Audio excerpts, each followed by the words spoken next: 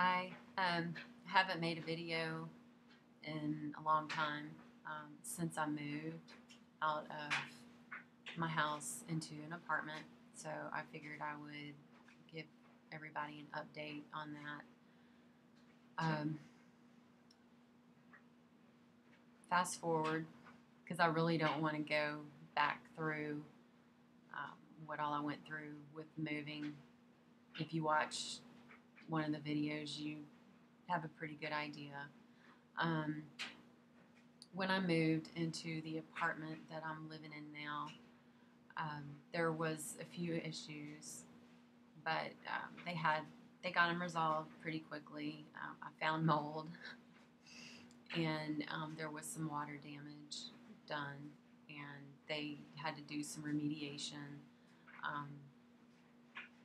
I bought a mattress, just a regular mattress, and slept on it one night, woke up violently ill the next morning, and unbeknownst to me,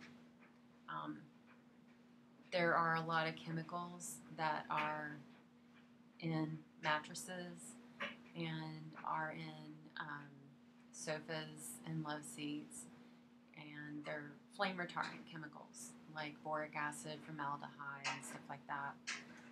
If you have a endocrine disorder or disease, you can have a reaction to it like what I had. I went into Hashimoto flare. I went into hypothyroidism, and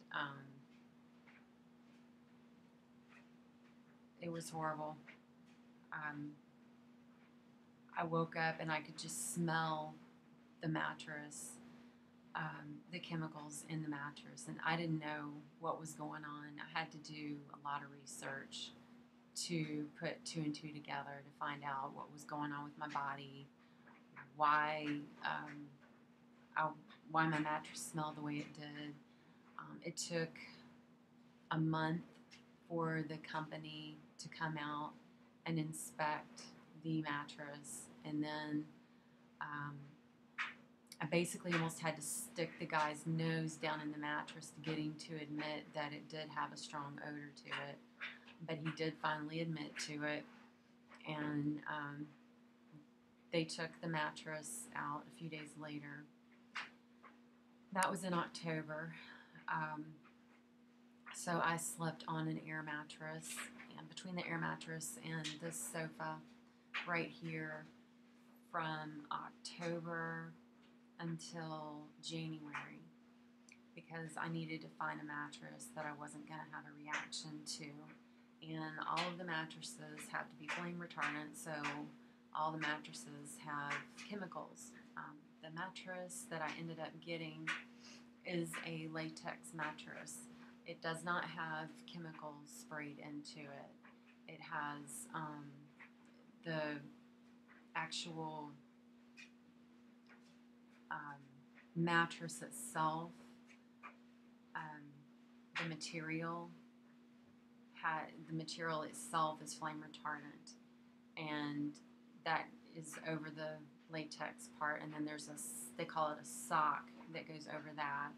So I'm not inhaling any chemicals, and there's no chemicals coming out of it. When I explained to them what was going on, this is the original mattress factory here in Virginia Beach. When I explained to them what happened, they were very, very understanding. They went to their regional office and got information on the mattress to find out if there were any kind of chemicals that were put into it. The only chemical that was sprayed onto it was a glue, which is a water-soluble glue. So they got me all the specs for that. When I bought the mattress in January, I asked them, actually they kept asking me if I wanted to do this, but I could not go in the back to actually look at the mattress because the glue was so strong. I couldn't go back there. I have multiple chemical sensitivity, so any kind of really strong odor or chemical, I'm going to have a reaction to it. So they aired the mattress out. It'd been made, I think, Tuesday or Wednesday. It had aired out 2 days, and then they had just sealed it up Friday. I came in Saturday. They unsealed it, put it on a conveyor belt, and let it air out for 2 more days. And then when I got it here, I opened up the windows. Yeah, it was still strong. Um, Opened up the windows and put the air purifier on it, and was able to sleep on it that night. Um, so I'm at least able to sleep on a bed now. Going back a little bit, something that had happened after I got the Hashimoto flare, I had an adrenal crisis. I have adrenal insufficiency, and all of this rolls back to the autonomic neuropathy that basically attacks or affects all of the organs. So my adrenal gland has been affected as well.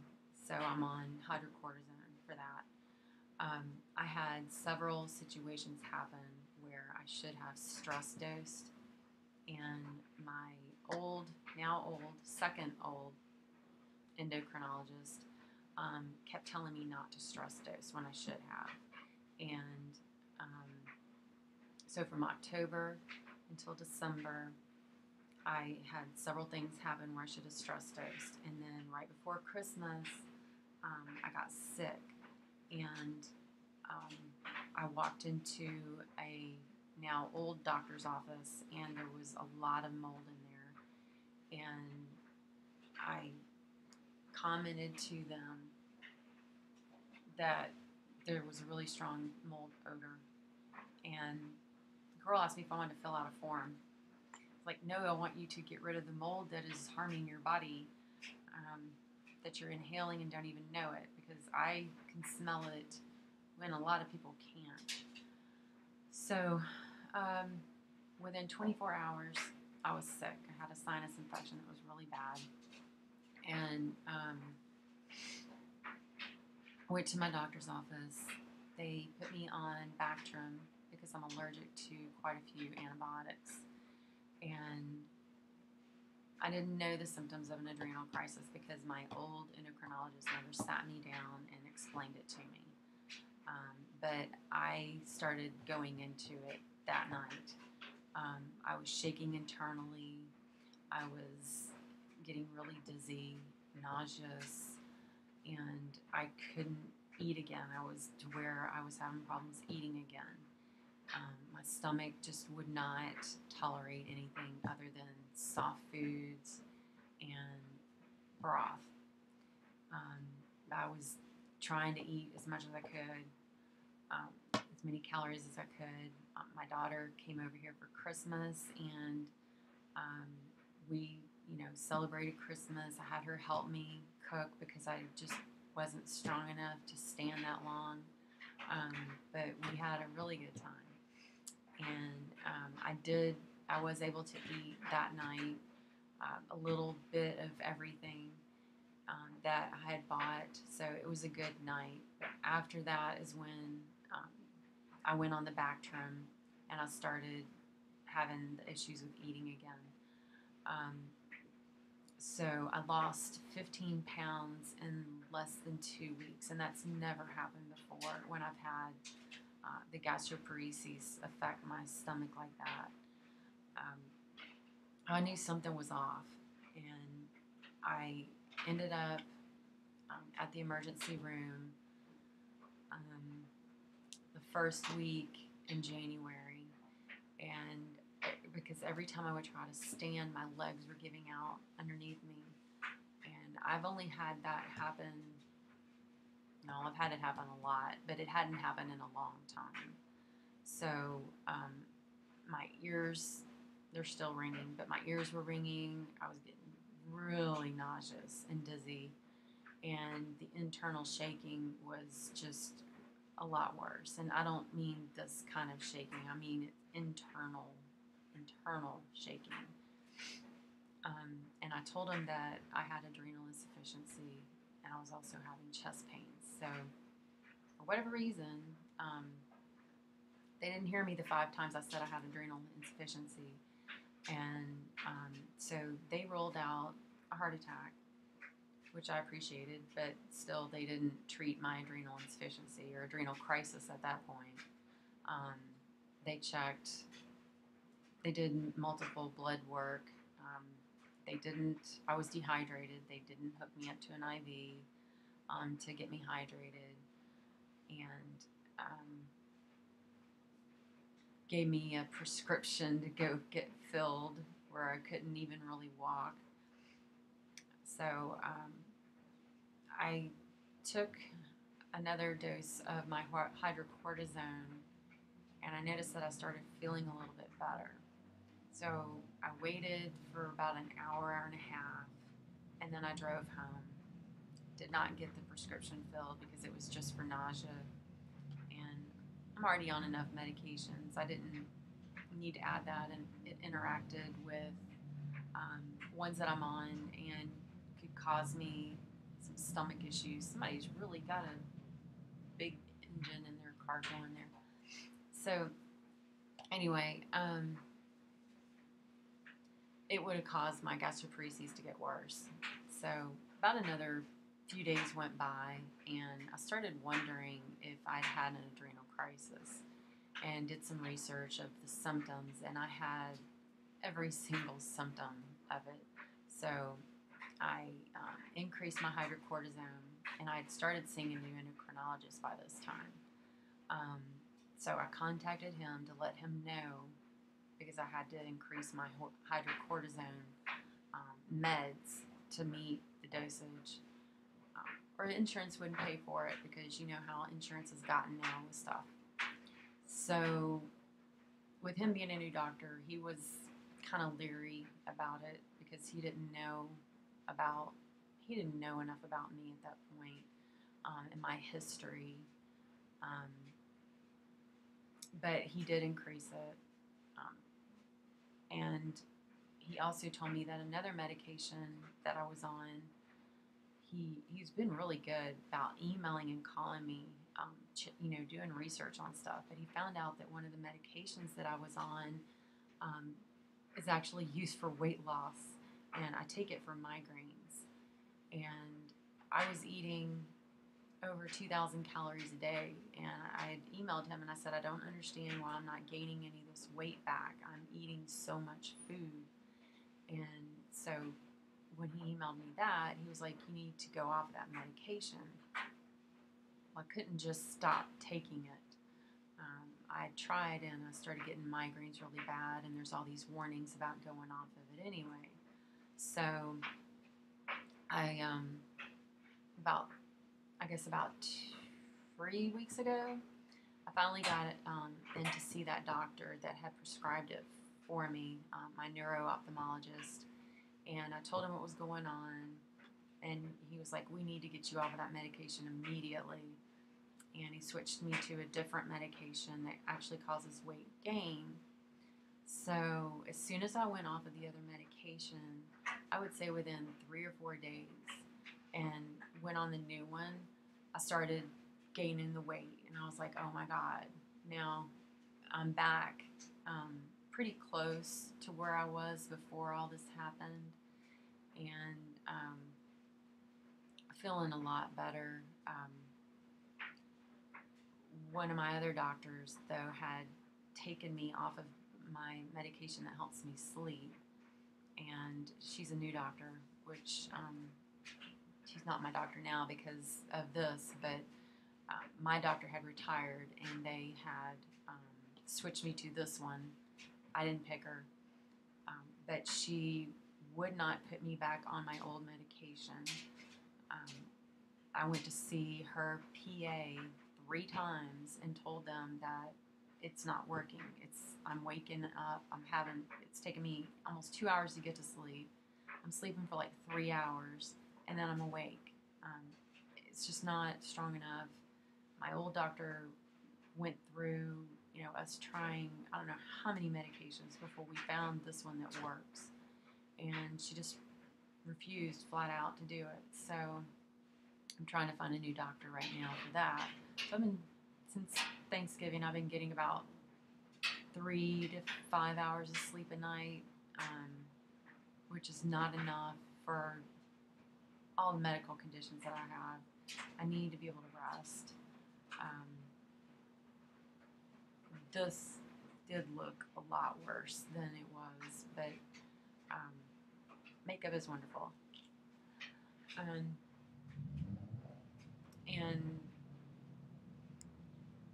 pretty much medically, that's all that's going on.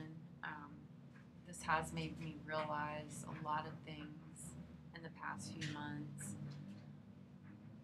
um, about the adrenal crisis and how stress has been getting to me, and how I've been not handling it, not handling situations in the best way, where I've let things get to me and I shouldn't have. But it's made me appreciate a lot more what I need to. And it's made me want to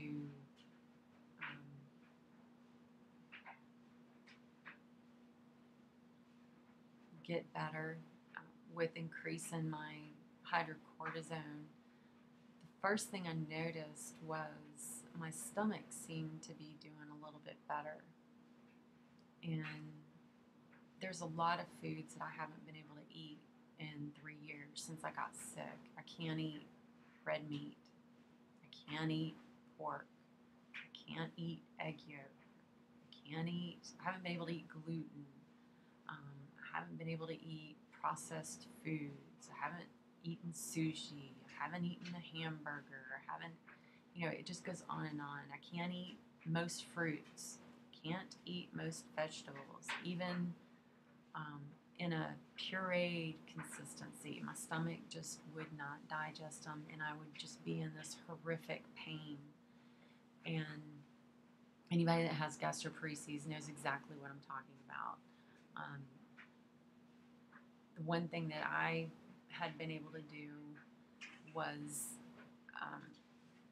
a lot of people that have gastroparesis get sick. They vomit up the food because it just does not stay down. And I've been fortunate because when I started getting sick, my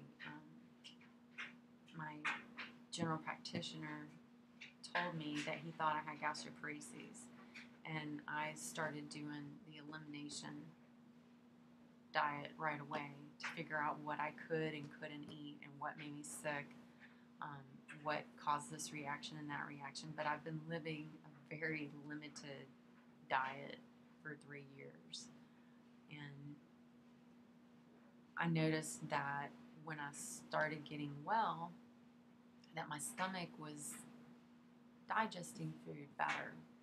So I got curious, I guess after 2 weeks or so, I got curious to see how my stomach would do if I ate something that I hadn't eaten in a long time. So I can't remember what I tried first. I think I tried a muffin, a banana nut muffin.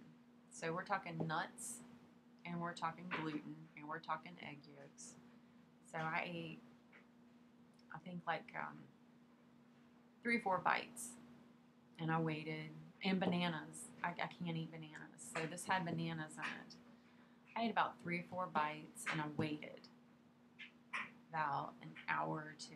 And normally with bananas, I'll know within 20 minutes if I'm gonna, that's when, how fast it starts, with me having a reaction. Nothing happened. No stomach pain, no tachycardia, no issues whatsoever. I'll just leave it at that. So I ate, the rest of the half of that muffin because it was like really big. And, sealed it up, stuck it in my drawer at work, and had no problems. And so the next day, I tried the rest of it, had no problems. I was like, what the heck? So the next day, I think I tried a piece of turkey bacon. I was getting really adventurous because, like I said, I've had a very limited diet. But I just, got paper towels and squeezed all the grease out of it as I could because I still cannot have greasy or fried foods. And I ate, a couple bites of it and I waited. Nothing happened, no problems whatsoever. And I'm like, oh my God. So I ate the rest of that and I've slowly been trying things. First place I went out to eat was with my team, and we went to the Cracker Barrel, and I had, and this was that first week, like where I was trying things. I had about probably 3 bites of grits, probably about half of my eggs, and I think it was like 2 eggs, scrambled eggs. I had part of a biscuit, some turkey bacon, and some apple butter. And I put the rest up for leftovers. That was my mistake. And I did find that day. The next day, I heated up the leftovers and I put paper towels on the stuff as much as I could. There was a lot of grease, I guess, that had sat overnight. I don't know. But I ate the rest of it at lunchtime. And I got back to my desk. And I almost learned what it was like for a lot of other people that have gastroparesis. I almost got sick right there at my desk. And it, I've never had that happen before where I'm just sitting there and all of a sudden, oh my God, I'm going to be sick. And it was the grease from the food. My stomach just was not digesting it because of the gastroparesis. I had some motion sickness bracelets that people wear when they're flying. I had those wristbands. I put them on real quick. I got some ginger gum, put it in my mouth, and just sat at my desk and did some really heavy breathing for about 5 minutes, like really slow, yoga type, meditation type breathing. And I just sat at my desk and kept doing that until the motion sickness passed. But it passed. I didn't get sick. I'm not going to eat leftovers like that anymore, that's for sure. But slowly I've been trying new things and I've been okay. I still can't eat. I'm not even gonna sit there and think that I could eat red meat or anything that's too texturous or fibrous because my stomach is not that much better yet. I don't know if it ever will be. I just bought a the Magic Bullet NutriBullet 900 thing, and I've been seeing what I can eat with that, making smoothies out of it, and they have a lot of recipes in there. So I'll get my vegetables and fruit one way or another. I'm determined to stop drinking those V8 power things to get my vegetables and fruits. They do have preservatives in them, and if I can get my, what I need from the actual vegetable or fruit and nuts or yogurt, if I can get it that way, then I would prefer to. So anyway, that's an update on me. I'm doing a lot better since I moved out of the house and after these, few situations happened, which I kind of look at the adrenal crisis as a good thing because I'm doing better now. And um, I did have to go into my house once since I moved out, and I got very sick.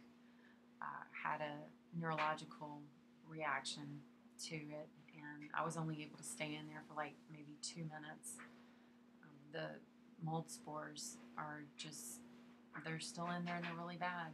And um, I had to meet the appraiser over there, and I just sat out in my car and waited for him to get done looking at the house, and that was about it. But anyway, so see you next time.